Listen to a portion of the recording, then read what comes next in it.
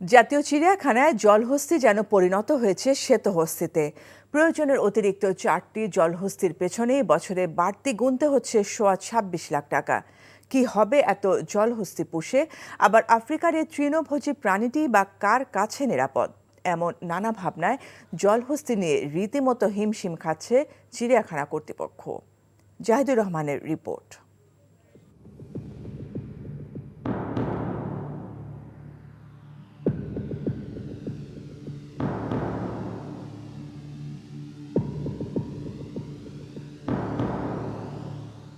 সর্বোচ্চ 60টি জলহস্তি পালনের মতো আবাসন ও জনবলের ব্যবস্থা রয়েছে জাতীয় চিড়িয়াখানায়, অথচ বংশবৃদ্ধি পেয়ে বর্তমান সংখ্যা 11।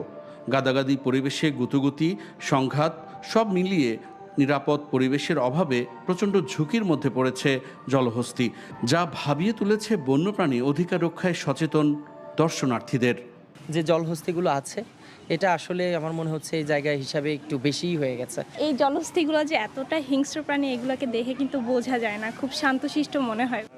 বর্তমানে জলহস্তির মতোই ধারণ ক্ষমতার চেয়ে জাতীয় চিড়িয়াখানায় রয়েছে পাখিসহ 10 প্রজাতির 5 শতাধিক প্রাণী, যে কারণে রোগাক্রান্ত হবার বড় ঝুঁকিতে বন্য প্রাণীগুলো।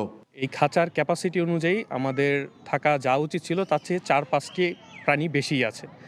এই মাত্রাতিরিক্ত প্রাণীর কারণে এই অ্যানিমেলগুলো নতুন বাচ্চা দেওয়ার দিকে টেন্ডেন্সিও কমে গেছে, আর খাবার দেওয়াটাও এদের জন্য, আমাদের স্টাফদের জন্য একটু রিস্কি হয়ে যাচ্ছে। এমন পরিস্থিতিতে বাড়তি জলহস্তিগুলো বিদেশি চিড়িয়াখানার সাথে বিনিময় কিংবা সাফারি পার্কে হস্তান্তরের উদ্যোগের কথা মন্ত্রণালয়কে জানিয়েছে জাতীয় চিড়িয়াখানা কর্তৃপক্ষ। 5টা জলহস্তি আমাদের বেশি হয়ে গেছে। আমরা এই জলহস্তিগুলোকে যদি বিভিন্ন জায়গায় বিনিময়ের মাধ্যমে বা সরকার মূল্য নির্ধারণ করে যদি বিক্রি করতে পারি, তাহলে এটা আমাদের চিড়িয়াখানার ম্যানেজমেন্টের জন্য একটা পজিটিভ প্রভাব পড়বে। ক্রমাগত খাবার ও পরিচালন খরচ বেড়ে যাওয়ায় চিড়িয়াখানা কর্তৃপক্ষের কাছে বাড়তি এসব জলহস্তি এখন রীতিমতো মাথা ব্যথার কারণ হয়ে দাঁড়িয়েছে। জাতীয় চিড়িয়াখানায় যে 11টি জলহস্তি রয়েছে তার সবকটি জন্ম এখানেই, আর এদের মধ্যে কর্তৃপক্ষ মনে করছে অন্তত 4টি অতিরিক্ত। তারা চাইছে দ্রুততম সময়ের মধ্যে এই 4টি জলহস্তিকে অন্য কোনো চিড়িয়াখানায় হস্তান্তর কিংবা প্রয়োজনে টেন্ডারের মাধ্যমে বিক্রি করে দেওয়া। Jahidur Rahman, NTV news, Dhaka. টাকা চুরির জন্য যদি আমার গলায় জুতার মালা পরাইতে হয়, তাহলে আমার শালীর সাথে প্রতারণা করার জন্য তোর ফাঁসি হবে। দুলা ভাই, আপনার তো ঘর জামাই বইলা একটা পরিচয় আছে, আমার তো তাও নাই।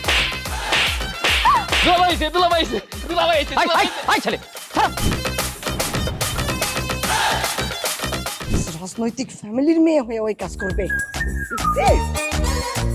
যারে পাবো আরে পিটাবো, রক্তের নেশায় ধরছে, রক্তের নেশায়, কাঁচা রক্তের নেশায় ধরছে।